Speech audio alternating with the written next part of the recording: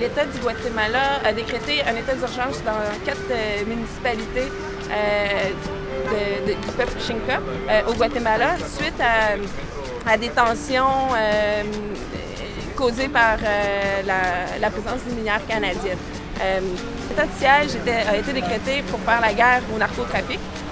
Par contre, selon des représentants Xinca, les gens sur place, il n'y a pas de présence de narcotrafic sur la place. Puis on dit clairement au Guatemala que l'état d'urgence l'état de siège, a été décrété pour faire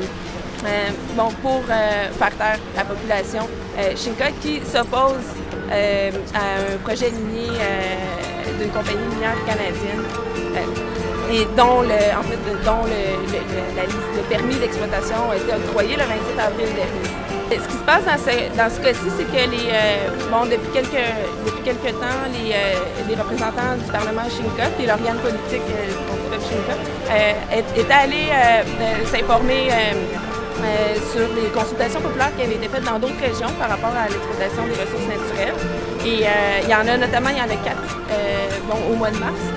Il y en a 4 qui ont été, qui à la suite d'une rencontre, d'une consultation populaire, ont été enlevés. On a retrouvé le corps d'un de ces représentants-là sur le bord du chemin. Il a été assassiné. En fait, on veut montrer que nous, comme Canadiens, on est préoccupés par la situation des droits humains du peuple Xinca au Guatemala. Puis par rapport aussi, on a aussi une responsabilité comme Canadiens, étant donné qu'il y a notre argent qui est là et qui, à quelque part, qui est responsable de la détention. Parce que selon notre lecture, selon notre lecture de l'actualité, si il n'y avait pas eu de présence minière canadienne comme elle s'est faite ici,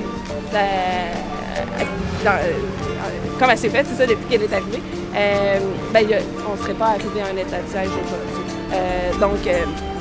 Notre message, c'est montrer au peuple Xinca puis aussi au Guatemala qu'on se préoccupe ici de la situation des droits humains et aussi, on va, par exemple, on a aussi invité des Autochtones ici à venir se solidariser avec le peuple Xinca aussi autochtone. Donc, on veut créer, c'est ça, ouvrir un canal de communication et de solidarité. Parce que aussi, je pense que c'est impossible de rester silencieux.